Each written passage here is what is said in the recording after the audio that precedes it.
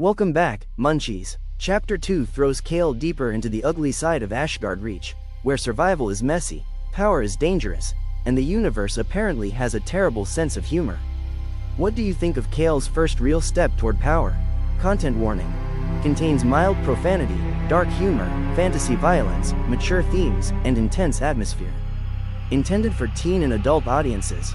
Not made for kids. Like, comment, and subscribe for more chapters from the Howl of the Forsaken. Kael came to a shaky halt on the landing pad, boots whining in protest as they finally gave out with a pitiful sputter. A puff of smoke coiled from the thrusters like the last exhale of a dying machine. He staggered a bit, cursing under his breath and waving the smoke away before stepping off the platform and merging into the sluggish flow of pedestrians heading toward the residential sector. The air up here, relatively speaking, was less toxic.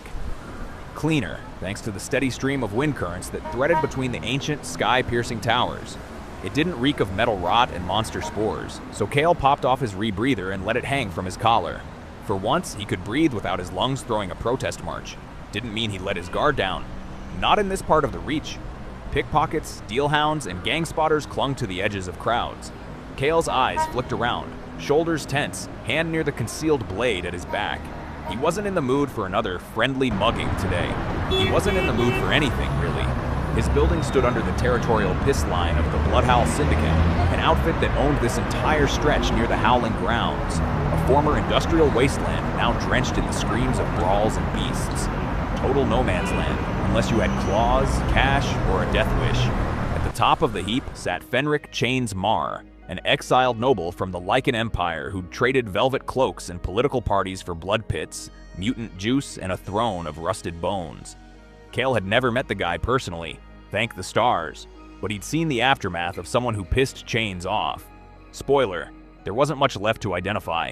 Still, Fenric wasn't unfair. He didn't care if you were full-blood, half-breed, or just unlucky. As long as you paid your rent on time and didn't puke on his floors, you were golden. Skip rent, though? Your rate doubled. Missed 2 payments? Well, hope your remains tasted good to the bloodhounds. Kael turned a corner, boots scraping against cracked alloy tiles, and reached the small, boxy building that passed for the local pharmacy. It was built like a vault, clean-lined and fortified with private security guards, the kind that looked like they'd eat bullets and still demand a tip. Fenric spared no expense protecting his pharmaceutical investments. Gotta keep your customers alive long enough to keep buying. The doors hissed open and Kael stepped into a blissfully sterile pocket of air that didn't make his skin itch. The scentless chill was almost enough to bring a tear to his eye. Inside, holographic ads zipped around the upper walls like over-caffeinated pigeons, flashing sales on anti-rads, immune boosters, and, of course, the ever-popular penile enlargement surgeries. Because even in a city drowning in toxic mist and mutant spiders, insecurity found a way. Kael snorted. Fix your lungs or your junk, your choice.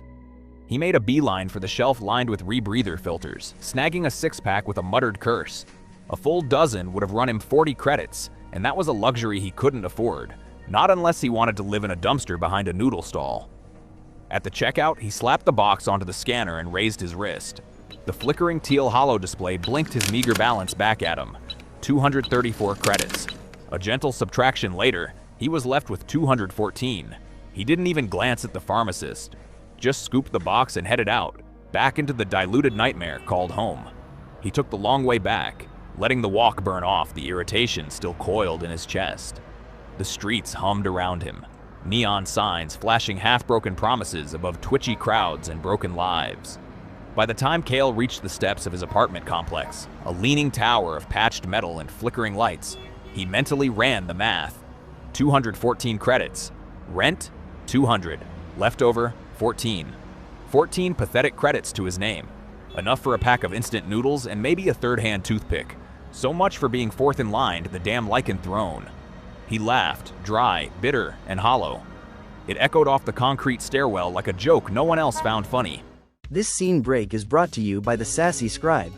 Join me on Patreon for more LGB fantasy novels and more. If you're enjoying the chapter so far, hit that subscribe, like, and hit that notification bell for more exhilarating updates coming to you soon. Thanks for your support. Kael finally reached his apartment, stomping up the last flight of corroded stairs with the grace of a man who had long ago stopped caring if they collapsed beneath him. His door, 2044, scrawled in faded digits on a pale green slab of metal. It was peppered with long, claw-like gouges and plasma scorch marks, like it had moonlighted as a riot shield in some back-alley war. But it held. Somehow, the access panel beside the door sputtered with a sickly blue flicker, glitching into a nervous breakdown. Kael sighed. "You and me both, buddy." He slammed the side of the panel with the flat of his hand. It buzzed in protest, then stabilized long enough for him to press his thumb to the scanner. A grating click echoed from within the mechanism, followed by a hiss. The door shuddered open an inch, then slid the rest of the way with a screech sharp enough to wake the neighborhood, and piss them off. Inside, the lights stuttered to life, as if unsure they wanted to participate in this sad excuse for a homecoming. The dull, yellowish glow flickered a few times before settling into a steady hum, casting just enough light to illuminate the glorious wreckage he called a living room. Two threadbare couches, stained and sagging, faced each other like old enemies who'd called a truce out of shared exhaustion. Between them, a cracked glass table overflowed with a chaos of scrap metal. Half-melted circuit boards, microchips, and a couple of half-full liquid power cells still ticking faintly with stolen energy. Kael had hauled it all in from a busted sentry bot he'd scavenged out on the open plains, a good score, even if it did nearly cost him a lung, and a spleen, he thought dryly, stepping over a loose gear that skittered beneath his boot. The kitchenette, if it could even be called that, wasn't winning any beauty contests either. Most of the cabinet doors hung crooked or were just gone. The small table in the center had one good leg, and one that had clearly been replaced by a cinder block. The appliances were secondhand, third-hand if you were being honest, all patched together with questionable repairs and duct tape that had seen better days. Kael didn't even blink at the pile of instant noodle cups and protein bar wrappers littering the countertop. Cleanliness was a luxury. He was too tired, too broke, and too dead inside to care. He shuffled into his bedroom, where a single bed was built directly into the outer wall of the high-rise. The mattress was thin, the sheets mismatched, but the view? Oh, the view was spectacular. If your idea of beauty included a panoramic look at a crumbling city held together with rust, desperation, and broken dreams. Only a fool would choose to live here. Kael? He had the privilege of being that fool. A small door led to the bathroom, which was as minimalist as it got. Just a toilet, a tiny vanity with a chipped mirror, and a shower barely large enough for someone with shoulders. Kael peeled off his filthy clothes, each article sticking to his skin, and tossed them into the hamper under the sink. He stepped into the cramped shower and pulled the cloudy glass door shut behind him. With a sigh, he pressed the button on the control panel. The jets wheezed to life like they were coughing up their last breath, then sprayed him with a burst of lukewarm water that wasn't cold enough to be cruel, but not warm enough to be kind either. Luxury living, Kael muttered under his breath, reaching for the loofah that had seen better centuries. The pre-mixed soap stung slightly as it hit his skin. Cheap, generic cleanser. He scrubbed quickly, his movements robotic, like a man just trying to finish the daily routine before life came knocking again. As the rinse cycle kicked in, sluicing away the foam and grime, Kael tilted his head back and let the water trickle down his face. It didn't feel cleansing, just necessary. Finally, the jets cut off and a blast of hot air roared to life, scouring the moisture from his body in one harsh, overly enthusiastic breath. He emerged from the stall cleanish, dryish, and emotionally bankrupt as when he'd walked in. But hey, at least he didn't smell like alley grease and regret anymore. Small victories. After yanking on a pair of boxer briefs over his bare ass, Kael let gravity win and collapsed onto the bed with the grace of a man thoroughly defeated by the day. He exhaled a long, ragged sigh that carried the full weight of bone-deep exhaustion, but his date with Morpheus wasn't coming. Tomorrow promised another soul-sucking grind through the sewage pipe that was life in Ashgarde Reach. He wasn't even lucky enough to have nightmares. They couldn't compete with reality. Kael turned his head to the side, eyes landing on the two daggers resting on a floating desk bolted into the wall beside his bed. The blades shimmered faintly in the low light. Thin, elegant, and deadly, like the woman who gave them to him. His fingers twitched, instinctively wanting to reach out, to touch that last sliver of her left in his world. He didn't. Sylvia Tensworth, his mother, born into one of Sakura City's oldest and most politically ruthless families. She'd grown up on a steady diet of etiquette lessons and combat training, equal parts velvet glove and iron fist. The Tensworths were aristocrats of the old breed, smiles with teeth behind them. Her father, Counselor Dixon Tensworth, was a man who preached strength through legacy and practiced it by shaping his daughter into a blade with a pulse.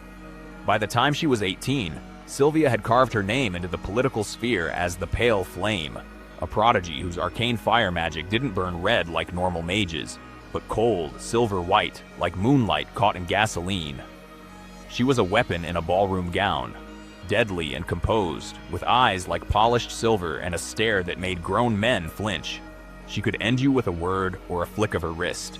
And still, she had loved Kael, until the day she was forced to leave him behind. When Kael turned 13, the Lycan world had been watching, waiting. Every noble bloodline had expectations, and none more so than the Bloodfang dynasty, Kael's father's side. But when his first transformation never came, when no mystical ability bloomed in his blood, the whispers started. Then the accusations. Then the decree. Emperor Karnak Bloodfang, his father in name only, gave Kael a single glance, cold and impersonal, before signing his exile like it was a minor clerical task. Not a son, just a genetic disappointment to sweep under the rug. Under cover of night, Kael had been dumped into Ashgarde Reach like bio-waste. No ceremony, no goodbye, just 2 daggers tucked into his arms, his mother's last defiance, the Pale Flame, silenced by political chains. Not that anyone in the Lycan court thought he'd survive.